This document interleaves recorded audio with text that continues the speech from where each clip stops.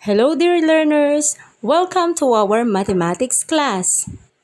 Before we proceed, if you are new to my channel, click the subscribe button and hit the notification bell for you to be updated on my next video lessons.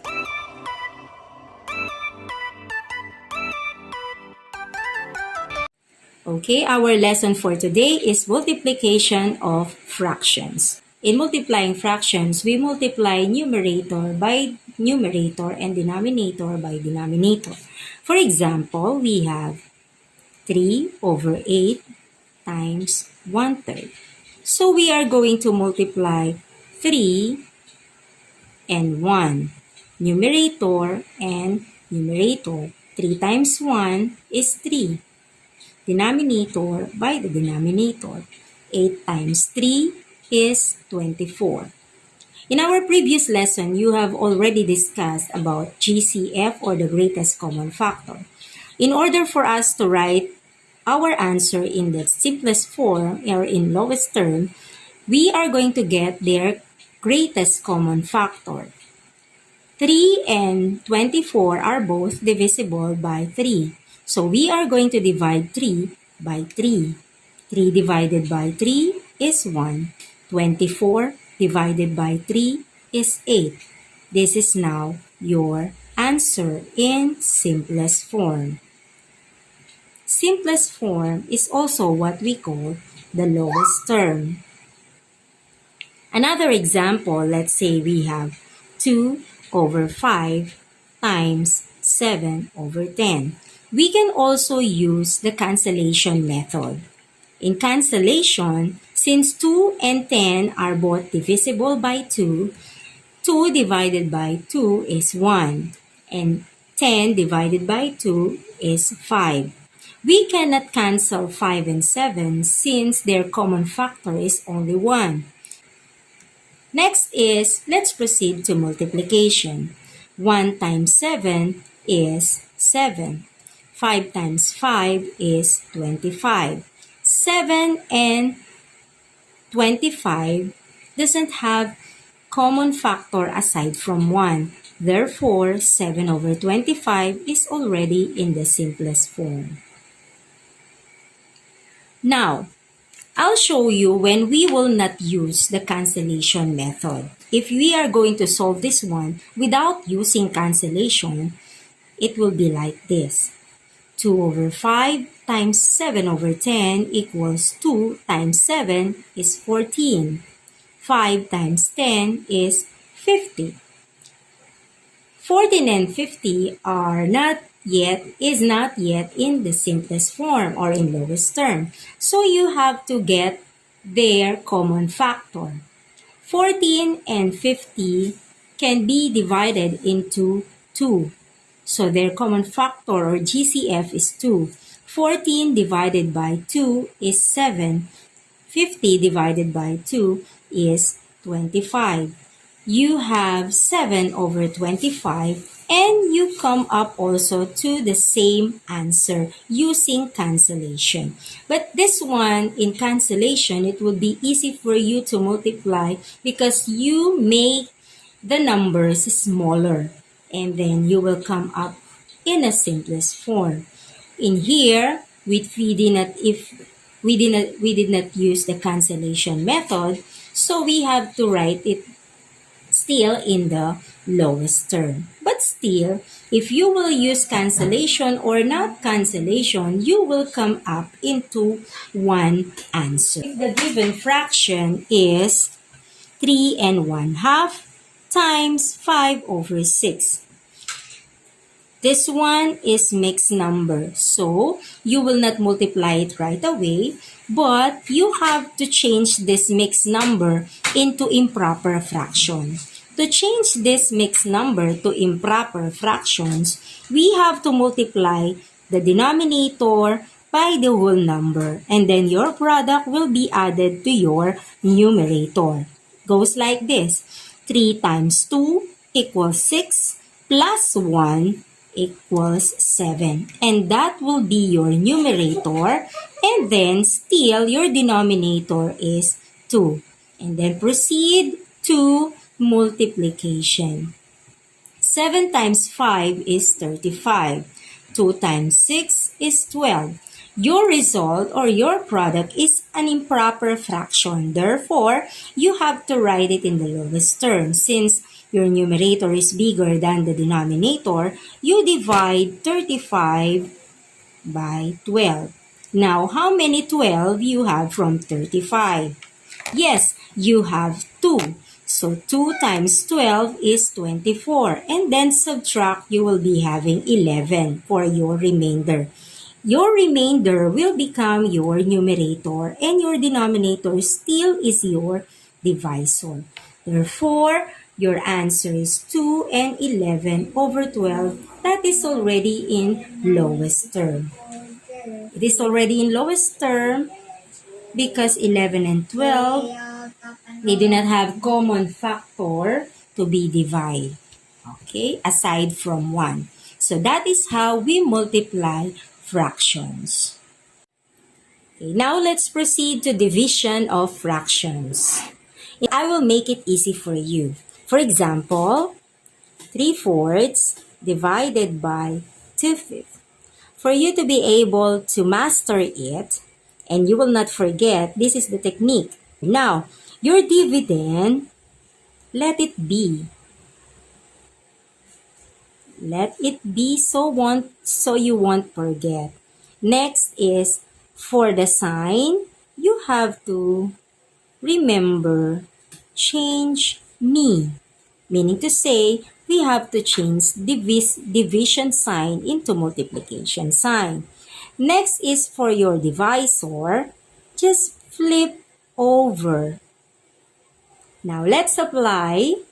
Since 3/4, let it be, so you write 3/4. Change me for the division sign, change it into multiplication sign. And then flip over, that is what we call reciprocal. If we will apply reciprocal, so flip them, 5/2. The reciprocal of 2/5 is 5/2. We just flip over the number, the numerator and the denominator, and then proceed to multiplication. So 3 times 5 is 15. 4 times 2 is 8. You have a result of improper fraction, so you have to divide your numerator by your denominator. 15 divided by 8. How many 8 you have from 15? You only have 1. So 1 times 8 is 8. Then subtract 7. Your remainder will be your numerator and then your divisor will be your denominator. Therefore, your answer is 1 and 7/8. And it is already written in lowest term or simplest form. Another example is if we have 4/6 divided by 1/3. So 4/6, let it be, and then change me and flip over. 4 times 3, 12, over 6 times 1 is 6. Improper fraction, so you are going to divide your numerator by the denominator. 12 divided by 6, you will be having an exact quotient, which is 2. Your result will be a whole number. Next one. For example 3, we have 5/7 divided by 3. 3 here is a whole number. What are we going to do? We said that the divisor will be flipped over. But then again, we have whole number here. A whole number indicates a denominator of 1. So when we flip over, let's have this one first. Let it be, change me, and then flip over. So it will become 1/3. Then proceed to multiplication. 5 times 1 is 5. 7 times 3 is 21. They do not have common factor aside from 1. Therefore, 5 over 21 is already in lowest term. Next, for example 4, we have a mixed number divided by a fraction. Same thing that we are going to do, we have to change this one first to improper fraction. So, to change this one into improper fraction, we will multiply the denominator by your whole number. So, 2 times 4 is 8. And then your product will be added to your numerator. 2 times 4 is 8. 8 plus 1 is 9. That will be your numerator. And still, your denominator is 2. And then change. Flip over 4 over 3. Proceed to multiplication. If you want to apply cancellation, you may do so, just like this one. Because 9 and 3 are both divisible by 3.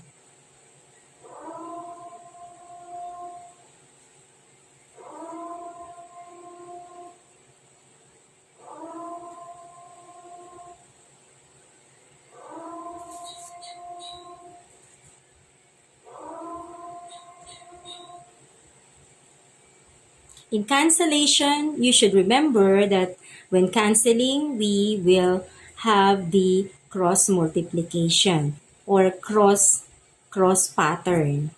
Okay, in cancellation, we do cross pattern. We cancel numerator and then the denominator. Their common factor is 3. 9 divided by 3 is 3. And then 3 divided by 3 is 1. And then 2 and 4 are both divisible by 2. Therefore, we can also cancel both. So 2 divided by 2 is 1. 4 divided by 2 is 2. Proceed to multiplication. 3 times 2 is 6. And then 1 times 1 is 1. Or, since we have 1 as our denominator, your result is a whole number. Okay. For the last example is if we have a mixed number divided by another mixed number. So, same procedure. We are going to change both mixed number into improper fraction before dividing or multiplying it. Now, let's change this one first. 2 times 2 is 4 plus 1 equals 5 over 2. Follow the denominator. Next, we have 3 times 3 divided by, because we are just changing the mixed number into improper fraction, we still write the division sign. 3 times 3 is 9 plus 2 is 11 over 3. Now proceed to our pattern. Let it be 5 over 2 and then change me and then flip over 3 over 11. Proceed to multiplication. 5 times 3 is 15 and then 2 times 11 is 22.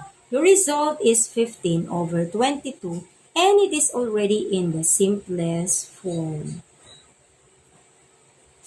That is how we divide fractions.